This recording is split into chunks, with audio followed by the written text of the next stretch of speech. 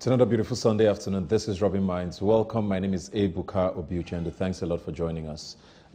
It's very hard for me to know where to start from.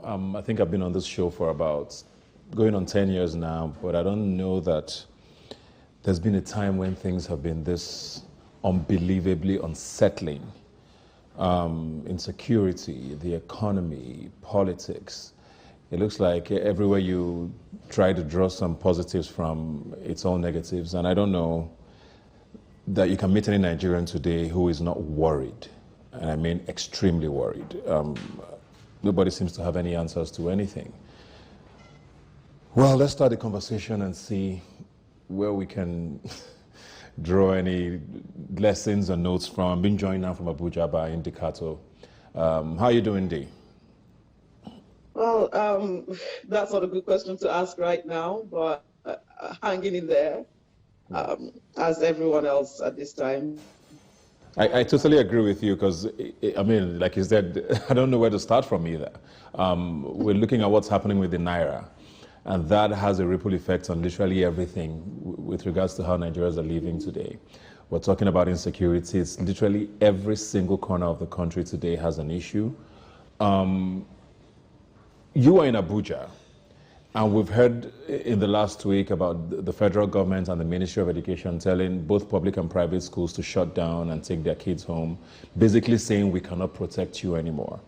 How did you receive this, and what are your thoughts on what's happening and what's coming?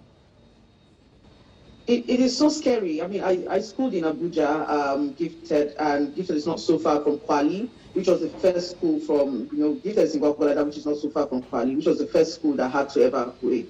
And I was just thinking, like, Kwali, FGC Kwali, of just which day is now the school that people cannot, children can no longer school in. Like, that is the place we thought of for social nights and other things. It's now a sign of danger. It's now a place where young people cannot go to. But even the rest of us didn't know that very soon we'll soon be getting our own message.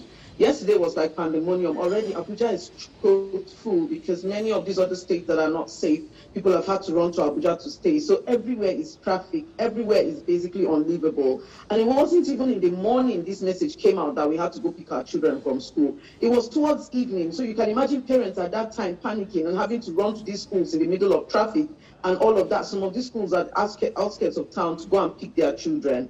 Today, the pandemonium continues. Parents have to go and look for how to pick their kids.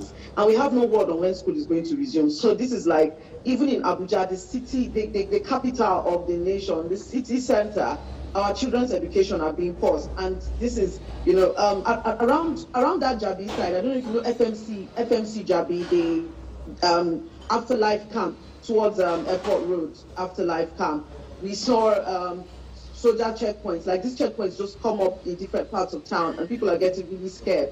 And so somebody narrated how they found weapons on 4 bike men at this checkpoint. And the soldiers are not saying anything. You could just be out in the evening and you would just see checkpoints, you would be scared. Vehicles are being stopped, long lines, you don't know if an attack is going to happen. In Abuja, we're just sitting ducks, we're waiting. Apart from this, like, things are so expensive. Feeding is so expensive in Abuja right now. Prices of houses are skyrocketing. Young people are complaining, people can hardly keep up. I saw a tweet yesterday that said, look, in some parts of the nation, in fact, in Kano now, we're not seeing people talking about education for their children anymore. They're just talking about how they are going to get food. As a commentator, I'm living this reality right now, and it's really terrible for all of us. I lived in Abuja, I schooled in Abuja, so I know exactly what this is and how it feels, especially being in law school a couple of years ago and being able to leave law school at whatever time I wanted. But I want to talk about the economy now and the fact that, the Naira is in shambles pretty much. There's also threats to Mr. President that he'll be kidnapped along with the governor of Kaduna State. The Minister of Information has dismissed that. ASU is still on strike. The NLC is joining them very soon. Do you see any silver lining anywhere? Do you see the federal government understanding what's happening and trying to sort of get a hold of things?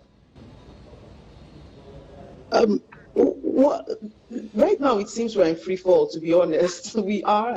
We are in free fall. It doesn't seem like there's anything at all holding us back from free fall. What we're seeing instead from federal government is a lot of propaganda.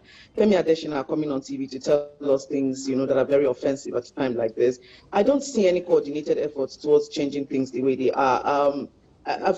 it's not coming to my head now, the head of which the debt, that woman that spoke on debt to IGR ratio and just didn't make any point. The government is not saying anything that should elicit or should get us to be confident in them. We're not seeing any action. It's still the same things that they were doing that led us here.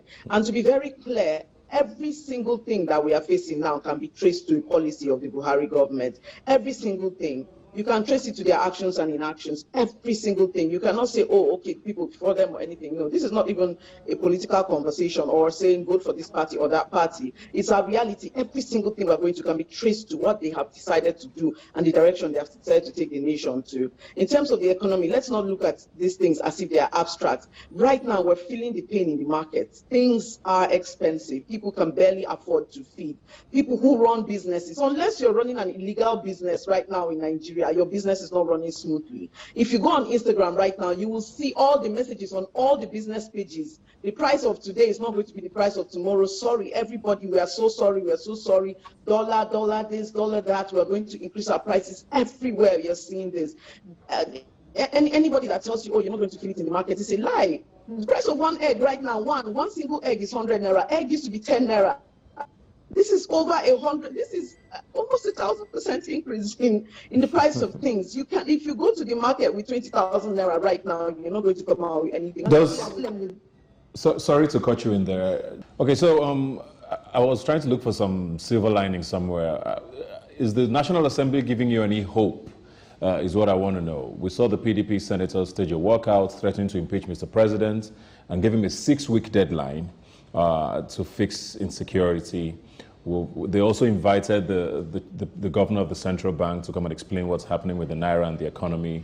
A lot of people think it's too little, too late, but does that give you any sort of confidence at all? Not at all. Not at all. Kudos to the PDP senators for their attempt, but it also feels kind of late for me. I feel like, okay, this has been going on for 7 years. This pressure should have started from year one, because it was very clear from year one, even to us young people, where the trajectory was going. I mean, I knew from the very start that when Buhari's name was mentioned in campaigns, that this was going to be an epic failure. But even I underestimated the level of failure. But we started seeing this very early, and we should have been seeing this kind of pressure early on. Unfortunately, we did not see. Now we have less than a year for him to stay, and then we're getting this. But then again, it also feels to me like, finally, after they have heard it's a threat on Abuja, and many of them are stationed here, many people are now beginning to shake and speak up. But then with Lawan, who is so determined to head a rubber stamp Senate, we're not seeing any sign of, this making progress. Lawan shut it down at the Senate, and it's so disappointing. At every given time that history has called on Lawan to be on its own side, to be on the right side of history, Lawan has refused. The Senate president has refused to be on the right side of history. I have never seen a person who has been determined to be mad by stepping to work. In the middle of all of this, we see them going for a 7-week recess, and I'm wondering, like, this does not seem like an emergency. You can't call off this recess. And by the PDP senators, to the 6 weeks they are giving, it almost feels like they are giving us time. Let this sense of danger, let this whole this immediacy just die off, and then everybody will forget. That's what it feels like to me. Because 6 weeks, what is he going to do in 6 weeks that he could not have done in 7 years, Ebuka? I don't see that. I don't see what Buhari can do in 6 weeks. If you want to impeach him, start now. Start pushing. We don't have 6 weeks. Lives are at stake. Hundreds of thousands of people have died. We cannot continue to lose more lives. Like we're seeing, did you see the news from Niger of the airport bombing? We're seeing more and more people dying every day. People have to pay 100 million. Every time people pay ransom, it's an extra family entering extreme poverty. Many more people are in this captivity and not come out. Like when we're past that point of being, we are giving you last warning. And that's what these senators are telling us, that they are giving Buhari last warning. There's no last warning. Many last warnings have been given to Buhari, and he has not he has not stepped up to the plate for those last warnings. So we don't have the time. We don't have 6 weeks more to give Buhari. We need a sense of urgency from these people. It's not business as usual. And what the senators are telling us is that, look, this is business, this is politics as usual. We're doing last one, if you don't do this by now, then we will. And it just doesn't, I don't know, it doesn't evoke any sense of confidence in me.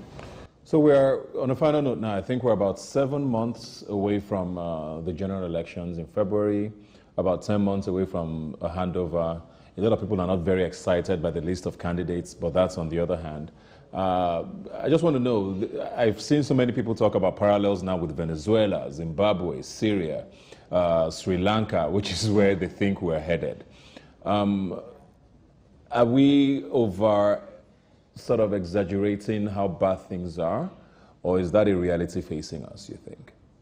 No, we're not. I mean, let me take us back to NSAS to show what happened when there was a little breakdown of law and order. Keep in mind that this breakdown of law and order during the protest was even initiated by people, the powers that be, right? So let's go back to that time and see what happened then, how people rushed into the streets and all of that. I'm giving the example of Abuja. The slums are getting bigger, and people in the middle class, when the time for eat the rich comes, it's not going to be these bigger people. Those of us that people perceive that we have something, whereas we are all equally poor. The truth about the matter is this thing is just a ticking time bomb. You see people, the hunger in their eyes, the anger, any little thing that happens now in Abuja, people start breaking cars. You can see what happened in Area 1 the other day. Any little thing that happens, people are ready. It happened in day-to-day markets. Any little thing, people will start destroying. And the numbers are there. The slums are bigger. Any little thing right now will trigger an uprising. Any little thing will trigger an uprising, and we're almost there. We're almost there. This is not an exaggeration. People do not feel safe. People can barely feed. People don't have anywhere to turn to. There is no sense of succor anywhere. So it's not an exaggeration. We're headed there, and it's no longer gradually. If you wake up today and you hear, oh, dollar was 650 something this morning. Now it's 670 something. Now it's 690. In one day, dollar jumped to 710. It jumped 3 steps in one day. This is no longer, we're not exaggerating, we're sitting on a ticking time bomb, and any moment from now, Ebuka, any little thing that triggers, people are going to enter the streets and it's going to be over. And the funny part is that the kind of pandemonium, we're thinking, oh, this is going to be Sri Lanka, where people are going to march to Aso Rock. No, people are going to burst into other people's homes, and we're not going to be able to manage the situation. Our military is ill-equipped. Police is even out of the question. Military is crying that any little thing we're calling them because we're getting police off in terms of response to these things. All our security agencies are ill-equipped for what is going to happen. So I don't know, Ebuka, it's really a very, very fearful situation, and nobody is exaggerating. We are very right to be very, very afraid. Well, thank you very much, Indikato. I totally understand you. It's nice sometimes to offer some hope and succor, but I feel like everybody needs or understands how real this thing is now, and there's no need trying to sugarcoat anything now. But we can only hope and pray that someone figures something out, and we can hold out for as long as we can before we start figuring things out. Thanks a lot for joining us. Thank you for having me. We'll go on a break now and come back. Please stay with us. Don't just stand there teasing me. Now it's time to show it through. Welcome back. Still talking about the state of the nation. I'm joined now by Gbadebo Rhodes Vivor, who is a politician. Yes, I am. How are you doing? I'm great. I'm great. First of all, what's happening with you and the Labour Party? We heard stories about you being a candidate for something. We're seeing other things. Just explain that scenario for us. Okay, so the Labour Party, like any party that's not used to the kind of attention that you normally get from aspirants, right? We're not prepared for the kind of interest and influx that has come into the party with Peter Obi joining the party. So they had people that, names were submitted as placeholders, or people that were just interested in just, really marking attendance, for lack of a better way of expressing it. But now that it's a viable platform and truly the main opposition, as far as I'm concerned, in Lagos State and in Nigeria as a whole, they're now going through the teething problems of, the new interest, meeting with the people that exist in the party and trying to resolve that. So there's a window of substitution in the INEC timetable, which is what we're going through now. So there are people contesting, showing interest in governorship in many positions, and the party will decide who they will field, and those names will be substituted in their interest. So that's pretty much a summary. So are you running for office? Are you a candidate for office under the Labour Party, and what office are you Yes, at the moment I'm a gubernatorial aspirant in the Labour Party for Lagos State, Governor 2023. Okay. And I'm sure by the end of this week, entering next week, all that will be resolved. So what happens if you don't get that position? Do you move parties again? No. The idea of Gbadebo moving parties, look at this over a 6-year, 7-year span, right? I joined politics in the Core Party at a very idealistic point in my life, straight from activism into that, and I realized what real politics is, And then after having that experience, I appreciated that, you need a certain level of structure to participate in politics. I did not go to the ruling party. I went to the opposition because everything that I stand for, and everything I'm upset about in terms of governance of Lagos is the responsibility of the current ruling party, the APC. So I joined the PDP, I ran for Senate. I joined 2 years to the election. I ran for Senate, and after that, I did not just go and sit down. I stayed in the party, brought a lot of people into the party, advocated a lot for youth involvement in governance and everything. I was asked to withdraw based on an agreement that I'll be deputy governor. Right? So I did not even get the opportunity to even contest with all the investments that one had made in the party and all the structures that one had built. And then that agreement was broken. How was the agreement broken, you said? Yeah, so the flag bearer selected somebody that was also a stranger to the party, and he has his reasons, right? And that's his right. But 20 local government chairmen endorsed me to be deputy governor, all the leaders, the builders. Did you have the agreement with him or with the party? No, the party.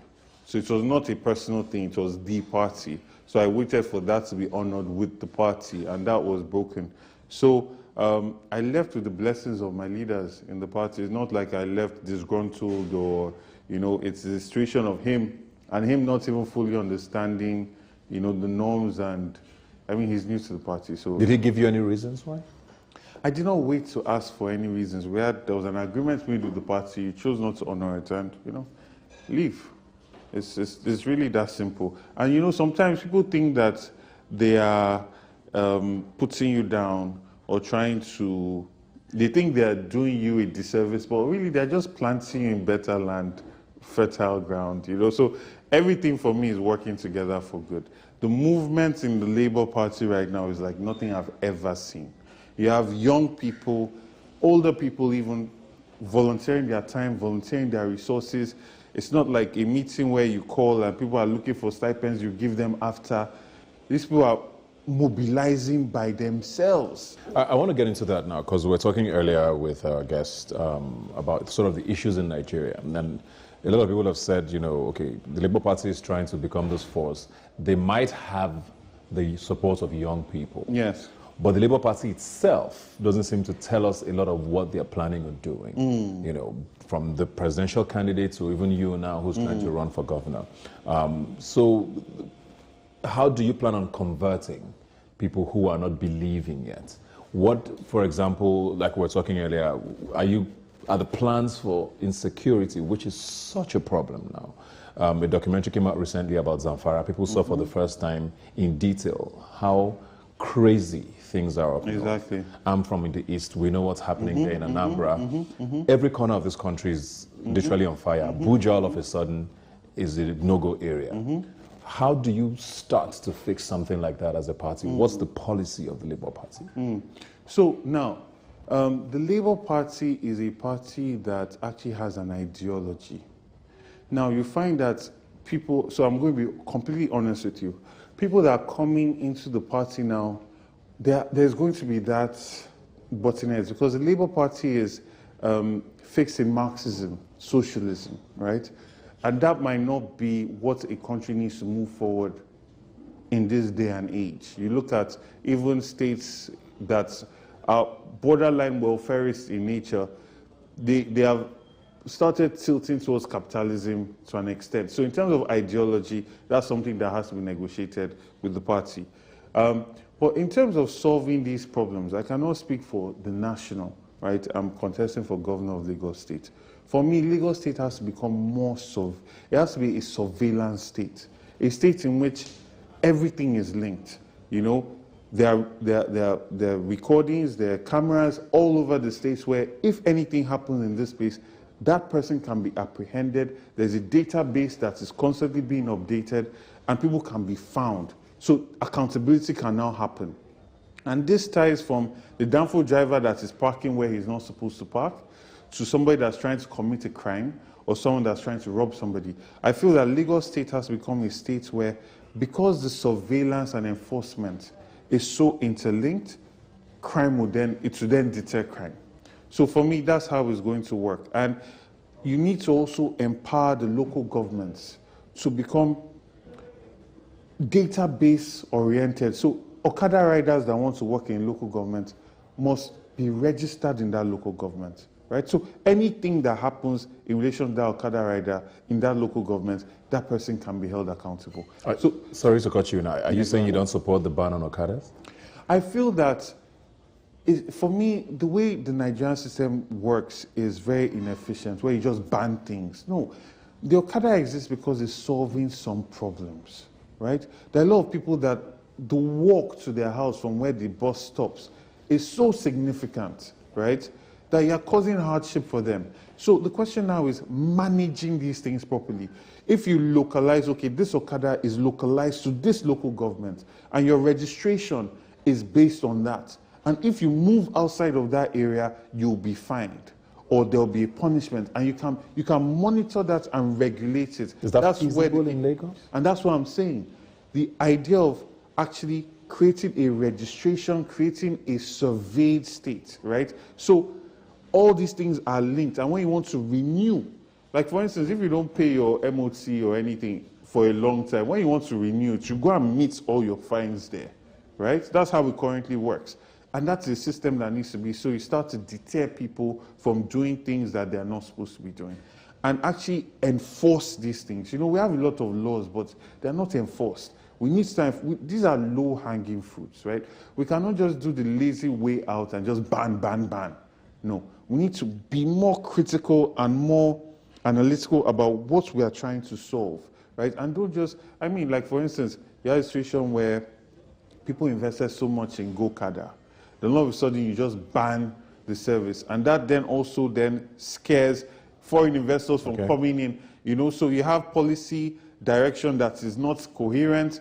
So there's so many long-term effects. So we need to have more planned, better policy making that always puts the people first. I want to get your thoughts on a few controversial sort of policies or ideas that have come up in the past. The past Lagos State Governor, Ambode, had mooted the idea of sort of not necessarily banning downfalls, but switching them up for the bus rapid system. He had built all those bus stations. That, of course, has been shelved. You also just mentioned now about downfalls being a problem, you know, with how they park and the traffic they constitute. What are your thoughts on that? Okay, so you'll find that the traffic in Nigeria, the lowest hanging fruits, like you just said, is organizing the downfalls where they park and where they stop, right? That causes a lot of traffic.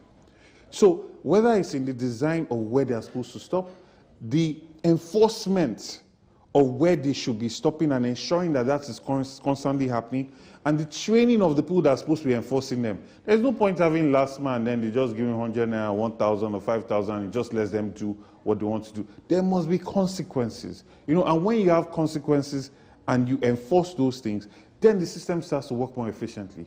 I give you an example, just an example. Look at what Ethiopia has done with its airlines, right? It started from a decision that any plane that lands 10 minutes later or takes off 10 minutes later than it's supposed to, there will be consequences. And it is from that singular decision that this entire industry has come into play. As you see Ethiopia now, if you go to Ethiopia, you see the airport, that's a major industry. So enforcement matters, right? So for me, if a downfall is in somewhere that they are not supposed to be, there must be consequences. How do you plan to do this, though? The NURTW is probably one of the most powerful unions in Lagos State. We hear how you cannot win an election in Lagos without them. The leader of the union is apparently one of the most powerful politicians in this state, which is why that policy never saw the light of day. How do you do that without hurting? How do you win an election without them? How do you then get in and sort of decree? Well, okay, that's a word I'm using. Brilliant question. How do you get into office and make the NURTW sort of answerable to you without hurting that? That's a brilliant question.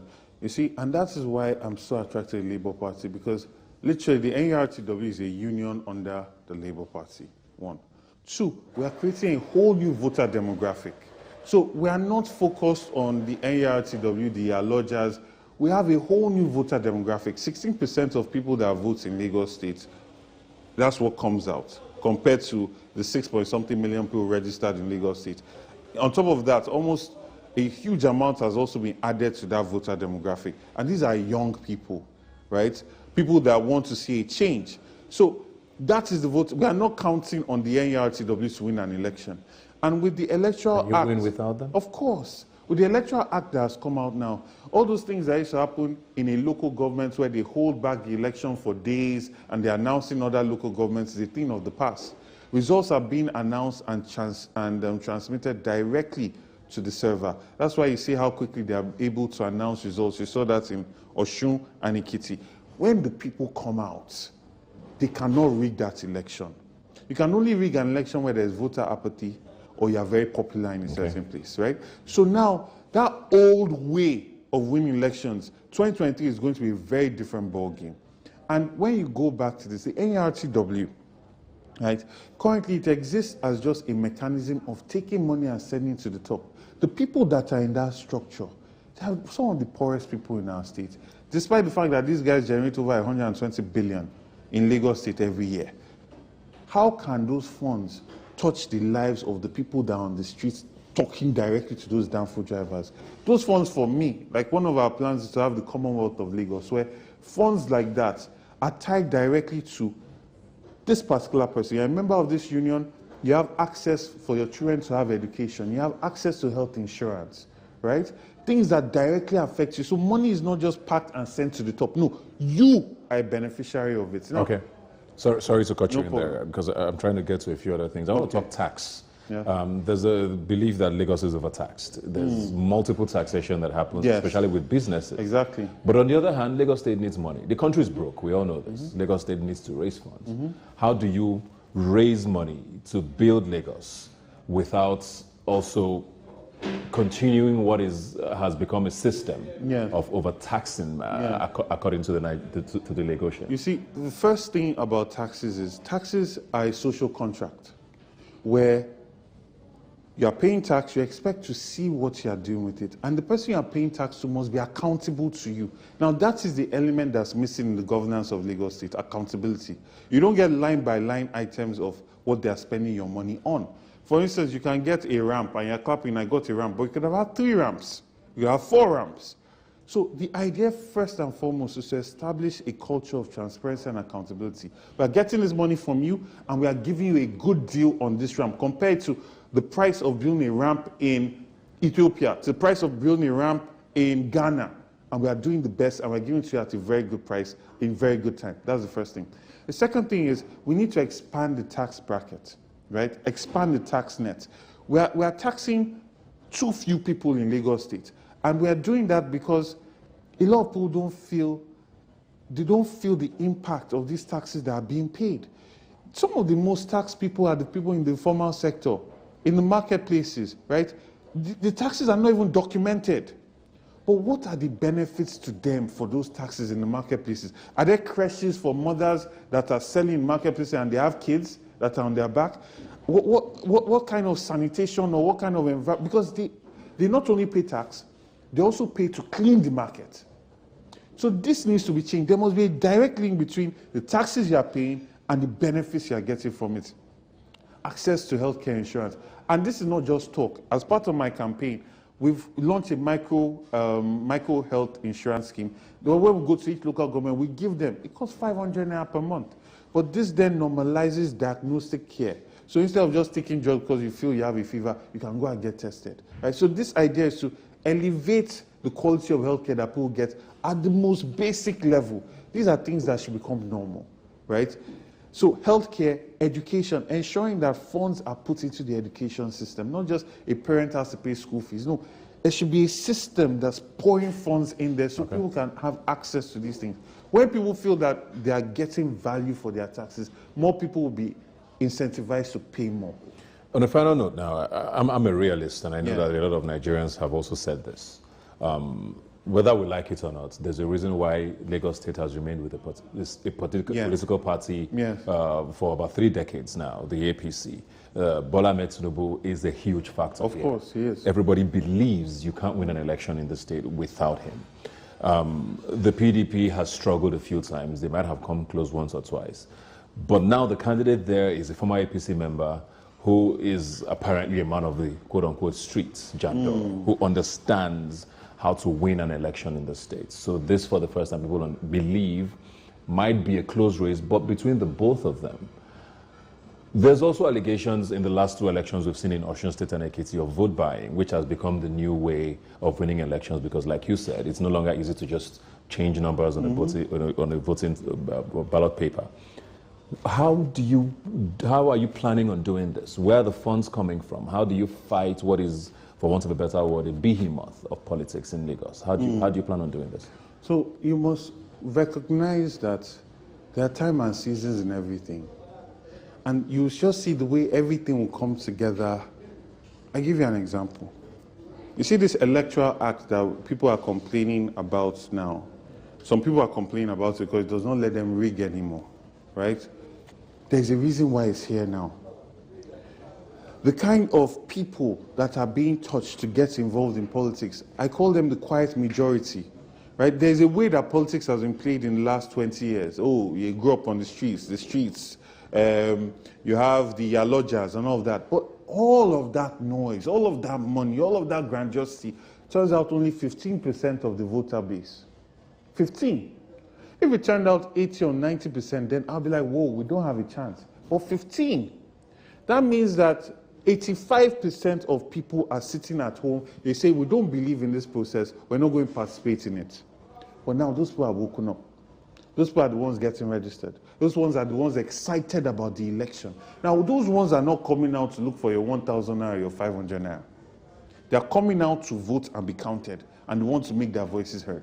Money will play a part in it in certain places because Nigeria, Lagos State, has been intentionally impoverished, right?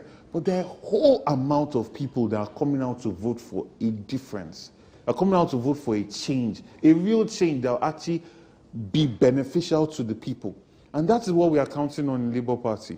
We are not going to fight Goliath and try and out-Goliath Goliath. We are going to come with the David strategy, right? Because we have our own unique points. We connect in ways that they've never been able to connect. We have youthful energy. We have young people that are bringing out their own money to invest and put into the party to move it forward. We have young people that are volunteering their time. So all those billions that these people spend because they have to pay and oil their structures, we have structures that are autonomously moving forward, not asking for any money in return. Those are our strengths, and we're going to mobilize it. And I promise you, this election in 2023 will be nothing like you've ever seen. Well, it's only 7 months away, and we'll be looking very closely at all of that. Good luck with your run. Thank you. And all the best. Thank you. We'll take a break now, and we'll be right back. Please stay with us. Get with you. Don't just stand there teasing me. Now it's time to show and prove. You're welcome back, and we're going to be talking insecurity now. Back in 2014, 2015, when this present administration was running for office, we're told in clear terms that Mr. President was going to tackle insecurity head-on. There was even the famous line, President Buhari will handle security, Vice President Shimbajo will handle the economy, 2 sectors that are currently in shambles, even if I say so myself. I have here with me Dixon Osaje to help us dissect this. Thanks for joining us. We're seeing what's happening in Abuja right now. Yeah. There's schools have been ordered to close, both private and public schools. It has even extended to Nasarawa State, where the state governor has said the same thing. There's wonders now, will schools even open in September when the new term resumes? Yeah. What are your thoughts on what's happening? And I don't want to say how we got here, because we all know how we got here. What's happening now, and do you see any respite coming? Well, thank you very much for having me. I think we are sitting on a time bomb as it is now. Because if you go into the happenings in Nigeria, we're suffering from multi-dimensional security threats. From the east, west, south, and north, with different design of security threats. It's quite regrettable because, like you rightly said, we voted in this governments security-wise because during the time of President Jonathan, we have a lot of insecurity from the northwest. And we have thought that this government will come and mitigate that threat we're facing. And it's quite regrettable that Nigerians are dying every day. And now most of the painful part of it is that our military are also dying every day. You know, in every given nation, when Americans say they are the world power, they build their power from the military might. When Russia says they are world power, they build their pride from the military might. And as a Nigerian, you know, in the early days, the pride of the military sustained us as giants of Africa. So right now, I don't think we are giants of Africa.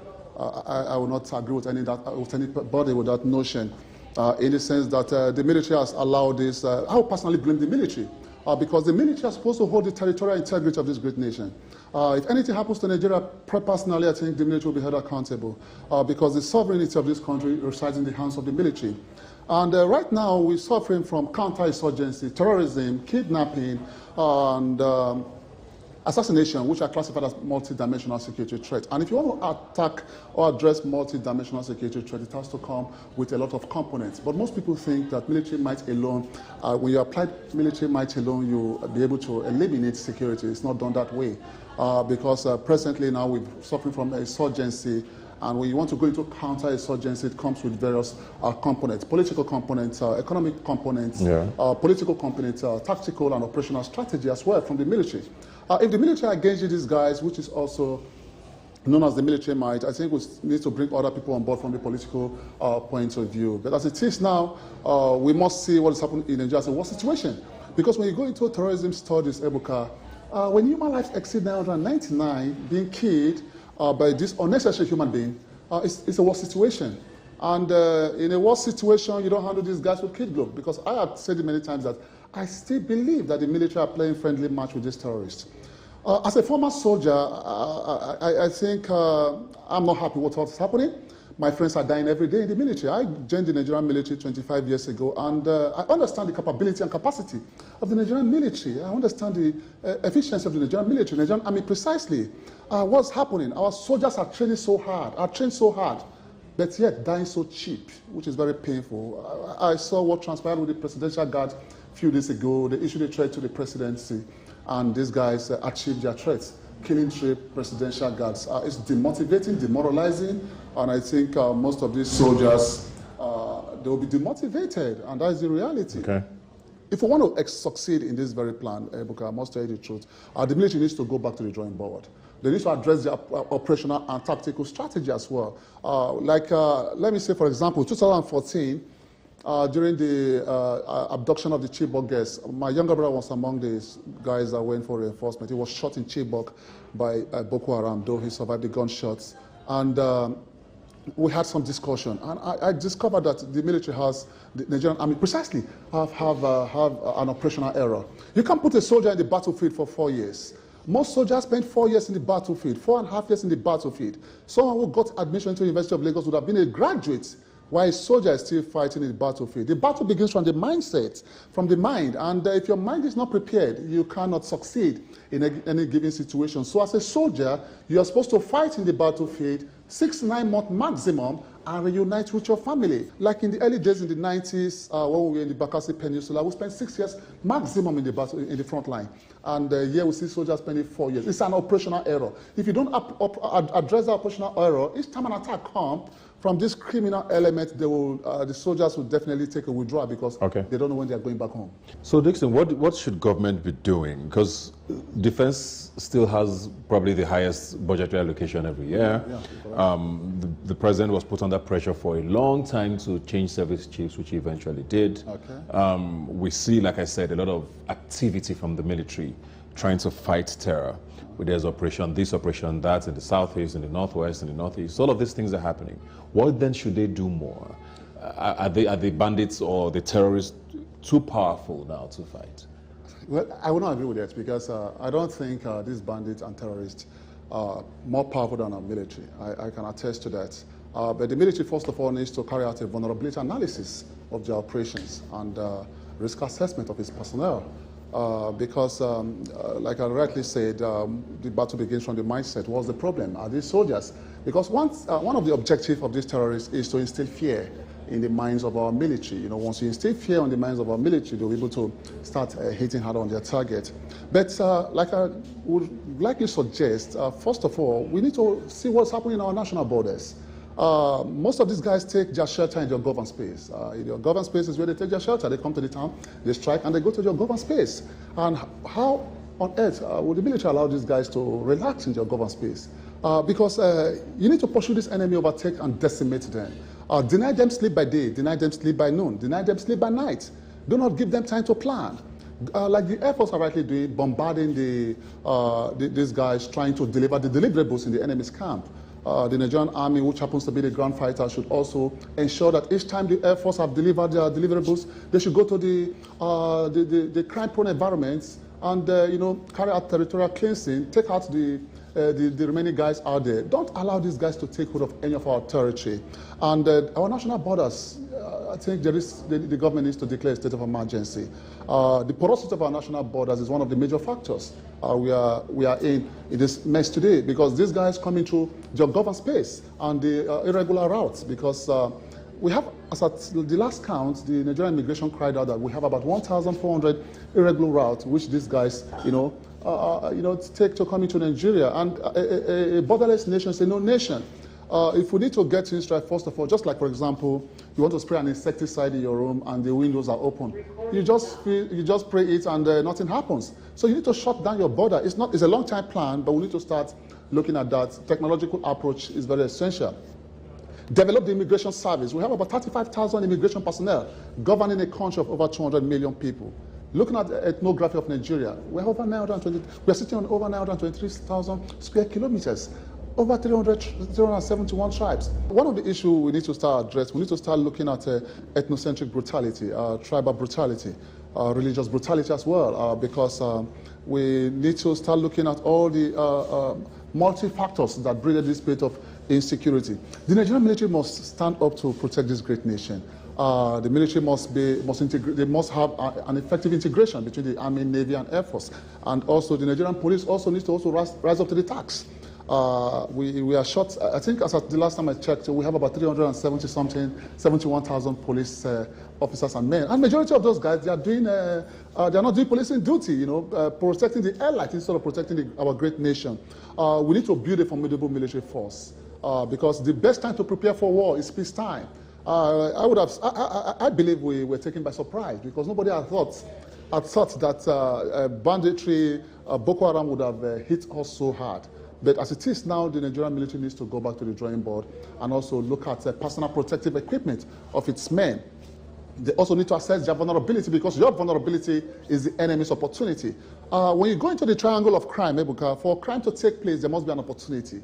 You cannot strike without an opportunity. So most of these guys, they are taking the vulnerability of our national security and they're capitalizing on that vulnerability, and they're hitting us so hard. So the military needs to start looking at cutting off their opportunity. How do you cut off their opportunity? Look into their arms supply. How are they getting their arms from? Where are they getting these arms from? The last time we checked, there was some names being mentioned.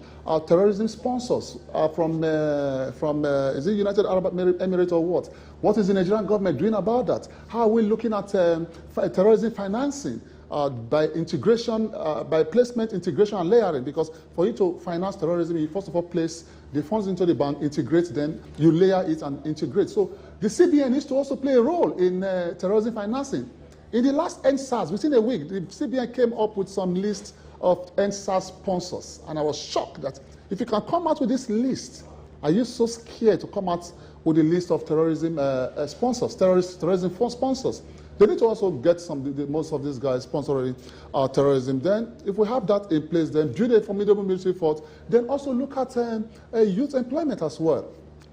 You see, a jobless child or a child on the streets is a potential threat to the government, and we need to start looking at the unemployed youths. Majority of them are suffering from psychological murder. I say psychological murder in the sense that if you are jobless and you are at home, you have nothing to do, and an opportunity comes from this terrorist camp. They want to employ you, pay you $1,000. It's a business now. It's a good business. Hey, man, the government has not been taking care of me. Let me go into this business. And also the military or the Nigerian government needs to also look at Almajirism as well. When you look at the historical foundation or the philosophy of Almajiri, it's not what we are practicing in Nigeria. Today you see a lot of Almajiri out there in the north. begging for arms in the house of these big men. Barikadesala, speaking a lot of languages, begging for arms, and most of these elites will come. Let me just be open to you. When I was in the north, because I was born and bred in the north, I remember in the mid-80s, we go to most of these elites with plates, we come back with kunu, masa, and all those stuff. They are robbing us of our youth. They are of our future. They're robbing the youth of our future. So we need to take out most of these bad guys from the street. A lot of work needs to be done. Is it too late? Because I ask that because, and this is just my final question. This is no longer a Northeast Northwest problem. All right. We heard about it. There was an attack in war again. Oh, sure, what I hear a few days ago. That's after what happened in the Catholic Church. Like I said, the Southeast is going through it. Lagos has had a few scares. Oh, yeah. Down in the South, it might look like it's not as crazy as it used to be, but everywhere in the country has its own issues. The infiltration is almost countrywide. I agree. So there's really no locations to sort of exterminate anymore. Is it too late, you think? Well, it's not too late. You understand? It's not too late. But first of all, we must understand where we are in the global terrorism index. I think we are third presently or second.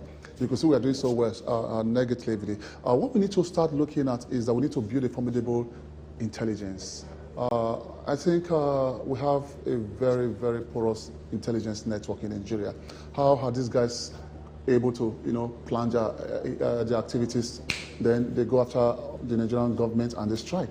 So we need to build a formidable military intelligence, a formidable national intelligence network that will be able to curtail this information. Intelligence simply means something new. Get us information about the plans of this enemy so that you go before this enemy and decimate them. If you don't have an effective intelligence network and these guys are hitting us so hard, I tell you, Nigeria is playing the part of Afghanistan. But God forbid. But as it is now, it's not too late. If only the government perceive these imminent and dangerous threats, they need to eliminate the threats. Okay. Because if you go into the hierarchy of protection, whatever poses threat to human life must be eliminated. So the government should start eliminating the threats. Still, I mean, you mentioned as well, the effect that the economy has on insecurity, poverty, and all of that. The economy is going crazy now. Is there any short-term fix to this talk about, getting the youth engaged so that they can get out of what is a cycle of violence and, just insecurity and banditry and terrorism? Is there a short-term fix or at least medium-term? Because when I hear we need to get the young people engaged and create jobs, job creation is a very long-term process. It's a long-term process. Is that something we can do in the immediate? Well, like the last time this government came on board, they told us they were going to be giving us 5,000 naira. See, today I've not gotten my 5K. The Buhari is still giving me 5,000. You see, don't say what you can do. Sometimes most people think the political space is where you come and lie to the Nigerian states. You don't just come and lie to the Nigerian states. You are there to uphold the integrity of this great nation. And majority of the problem we have, one of the problems we have in Nigeria is accountability as well, from the horizontal and vertical plane. People are not being held accountable in office. You come to office, spend 2-3 years, do nonsense, get away, nobody is calling you to come and give an account. You are a military commander, 3 of your soldiers die in the battlefield, you are not called to come and account. If the essence of that death is caused by mechanical error, whatever the case may be, you just go. A few years ago, Ebuka, some United Kingdom soldiers were going to Afghanistan, and 14 of them died in the helicopter. The family of those people sued the military. Why? Because you can't tell me that my brothers and sisters that are well trained, that are supposed to protect this country, die by mechanical error. So if we fix the military first of all, then come back to the youth as well, then we need to start looking at employment. But for me, getting this resolved is going to be a long-time plan. The only short-time plan is for you to start, engaging most of these guys in our security, like the military, the police, whoever is interested. Because those days, like when I joined the army 25 years ago, it was so hard to join the military then, a lot of screening and so on and so forth. So we need to open the training and also build like 2 million military capacity. Right now, the Nigerian military all put together, Army, Navy, Air Force, I don't think they're up to 1.5 million. So we need to be looking at building 3 million people, then we can get employment from that area, then create more agency. I rightly talked about taking out the bad guys from the street, because a child on the street is a potential threat to the government. Create ministry of homes, whereby this ministry will take out those guys that are vulnerable on the streets. Then you create more jobs. And also look at other sectors as well. Let it be on merit, pragmatism, and honesty. Singapore, when they filed a divorce with Malaysia in 1957, Malaysia had thought Singapore would not succeed, but Singapore succeeded based on meritocracy, pragmatism, and honesty. So we need to start giving people jobs and appointment based on meritocracy, pragmatism and honesty, then a lot of people that are jobless will find their way into government and other industrial areas. Create more industry, but nobody want to come and establish businesses in Nigeria. The cost of diesel is very high. Excessive tax as well. And insecurity.